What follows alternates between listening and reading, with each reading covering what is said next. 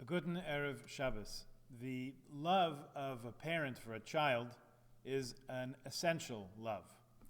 The bond of parent to child depends less on what the child does and more on what the child is.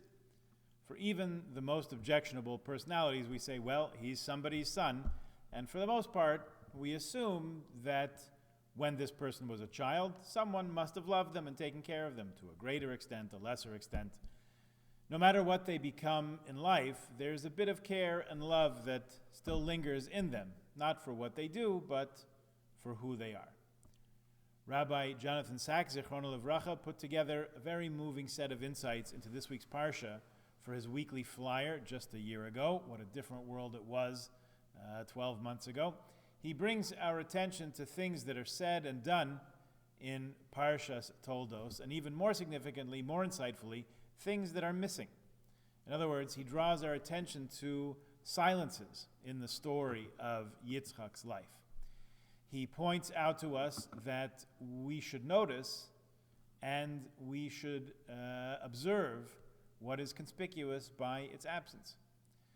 There are many who probe the question, why did Yitzchak, Isaac, love Esav so much? At the beginning of our Parsha, the Torah explains how Rivka loved Yaakov, which we're sympathetic to, but it says clearly that Yitzchak loved Esav. It says, Ki tzayid befiv, because, they translate it, he put game into his mouth. His hunting, whatever Esav hunted, he brought and served to his father. On the face of it, he just brought him hunted meat to eat, cooked it up and served it to his father. The commentators explain that maybe Yitzchak did have a taste for game meat, or maybe it had a coded meaning that Esav trapped him, where it says trapping was in his mouth. He deceived him, tricked his father into thinking that he was more than he was somehow. Or even that Esav did have outstanding qualities that only his father could perceive. There's a suggestion that since Yitzchak grew up in the home of his parents, Avraham and Sarah, he had no sensitivity to falsehood. He couldn't see a faker right before his eyes, whereas Rivka grew up in Besuel's and Lavan's orbit, so she knew a thing or two about trickery, the way the world works. That certainly accounts for Yitzchak's affection for Esav and for Rivka's for Yaakov, it may seem.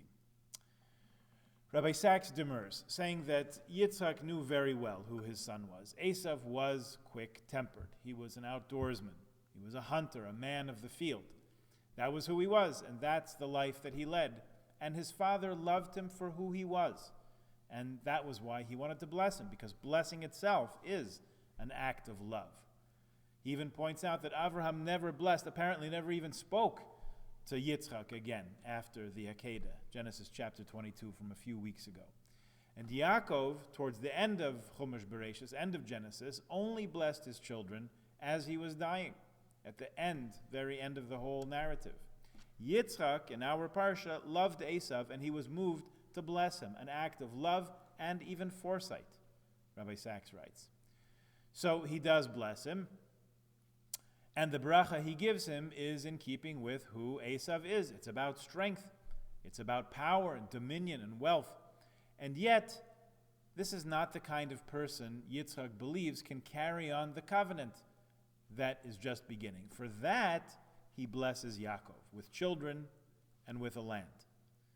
Those are blessings that ensure the continuation of the Jewish people. So we're back to the question, what is it that underlay Yitzchak's love for Esav, this coarse, unrefined person? Rabbi Sachs finds insights in three notable silences in this section of the Torah's story. The first and maybe most significant silence is the gap between the Akedah, between the binding of Isaac when he was younger, the gap between that and how we got up to this point in the story. Where is Yitzchak? Where is Isaac in all that? After the angel appears, back then at the top of on the peak of Mount Moriah, and tells Avraham, don't touch the boy, don't stretch out your hand, don't do anything to him, Yitzchak falls silent. No more questions, no more dialogue with his father. His voice and even his very being vanish from the text. It says, right after, in the aftermath of the Akedah, Vayashav Avraham el Na'arav. Abraham returned to his servants who were waiting for him at the bottom of the mountain. Just Avraham? Where was Yitzchak? Many say that he went off to study Torah at the yeshiva of Shem Ve'ever. They sent him to an out-of-town yeshiva. Sort of answers the question there after this very transformative, life-changing, terrifying moment. Others say that he actually died at the Akedah and was resurrected. Ibn Ezra mentions this, but says can't be. Still, Yitzchak is curiously, strangely, notably silent here. That's one. The second is the next event the Torah describes, the passing of Sarah. Beginning of Chai Yisar, at the beginning of that parsha last week, Avram appears on stage at the beginning to mourn for Sarah and to weep for her. Where's Yitzchak? A spouse mourns. Certainly they mourn. Psychologically, we know it to be true.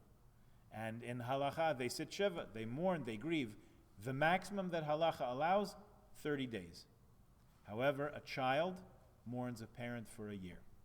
11 months of Kaddish and a full year of grieving, mourning, until the first yortzeit, out of honor for the parent, kibud av v'em.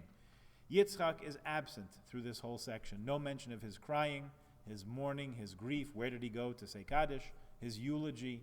He should be the one leading the mourning, says Sachs. And he's not even mentioned in this chapter, chapter 23, which contains Sarah's death and its aftermath. Thirdly, most of last week's parsha was occupied with Avram's efforts to find a shidduch, to find a wife for Yitzchak.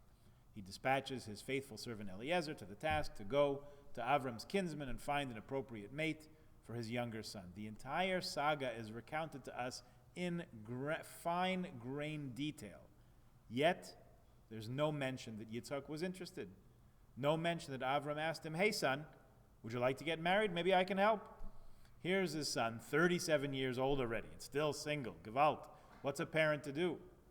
But no indication in the Torah that Yitzchak was part of this conversation in the slightest. He remains silent. Once Rivka appears on the scene, ready and willing to become Yitzchak's wife, Yitzchak does reappear in the narrative. It says he came from Be'er Lachai Ro'i. We've heard of that place before. Where was it again? Oh yeah, it's the place where the angel appeared to Hagar when she was pregnant with Ishmael and she fled from Sarah's harsh treatment. Interesting. The Midrash says that when Yitzchak heard that they were looking for a wife for him, he said, "Can I live with a wife while my father lives alone?" He thought to himself, "I'll go and I'll bring Hagar back to him." So he does that. It says that even after Avram's death, Yitzchak still treated Hagar with respect. Rav Sachs says there's a lot to learn from what's happening here and from what might be happening but isn't mentioned. From Yitzchak's silence after the Akedah, we learn that even a near sacrifice, a sacrifice which is averted, it still has a victim. He didn't die on Mount Moriah, but something inside Yitzchak seems to have perished. He should have been there to come down from the mountain with his father and meet the two waiting servants to return home. He isn't. He should have been there to sit Shiva for his mother after she passed away, and he wasn't. He should have been there to at least give an opinion, at least give his agreement, his consent to the shidduch, the match being made on his behalf. He doesn't. Only when he's married to Rivka does he sort of reappear as a human being. The Torah says, "V'yeviyeha Yitzchak oyla Sarah ima." He brought Rivka, his bride, into the tent of his mother, Sarah. It says, "Vayikach es Rivka v'tehila leisha v'yahaveh." He took Rivka as his wife, and he loved her. V'yenachem Yitzchak acharei imoy. Yitzchak found comfort after the loss of his mother. Here, and only here, do we start to see the reemergence of Yitzchak. So what happens? The inference from all this is that Yitzchak never forgot the trauma of his youth, to be certain, never forgot what happened to Hagar and Ishmael, that chilling moment when a father sends away a child, how multiple times they were sent away. Now that we think of it, the Midrash we mentioned before said that after Sarah's death, Yitzchak worked to reunite Avram and Hagar. She's now known in the text as Keturah, like Ketoris, incense, because she had done tshuva. And the Torah itself says that Yitzchak and Ishmael came together to bury their father without any apparent anger. Perhaps it was Yitzchak's efforts that brought the broken family together again after separation and loss and rancor. That's why, Rav Sachs explains, Yitzchak was not going to abandon or cast off his son Esav. He knew very well who Esav was. Strong, wild, unpredictable, possibly violent. Not the one to perpetuate the covenant of the patriarchs with God, but still, this is my child, and I love him, and I'm going to bless him. I'm going to love him, even if I don't love everything he does. And this is key, because that's the way God loves us. I'll bless him, and I'll love him, and perhaps that will inspire him to become a better version of himself. Rav Sachs concludes his discussion with very moving words. He says, quote, "In one act of loving Esav, Yitzchak redeemed the pain of two of the most difficult moments in his father's life, the sending away of Hagar and Ishmael, and maybe in his own life, the binding of Isaac. I believe," he writes, "that love helps heal both the lover and the loved." Now, for a long time, I've had a self-imposed stringency on myself not to read Rabbi Sachs's Parsha sheet before I put together my own thoughts for the Parsha. I figured that once I'd read what Lord Sachs wrote, I'd think that whatever he had to say was so much more brilliant, so much more insightful than anything I would come up with. Why don't I just use that for a drasha? So I kept this rule for myself for many years, and now that he's passed away, something feels a little bit different, feels like it's changed a bit. So I thought this week I would prove it to you, even though you knew it already, that the insights of Rabbi Sachs, Zichrono Livracha, go right to the heart of the matter. His words are, of course, more eloquent and polished. I hope they haven't suffered too miserably in my recounting them.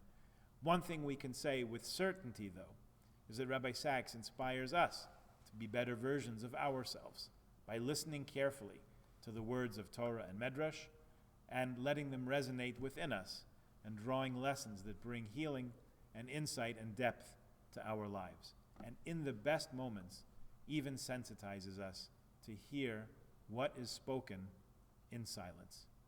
Shabbat Shalom.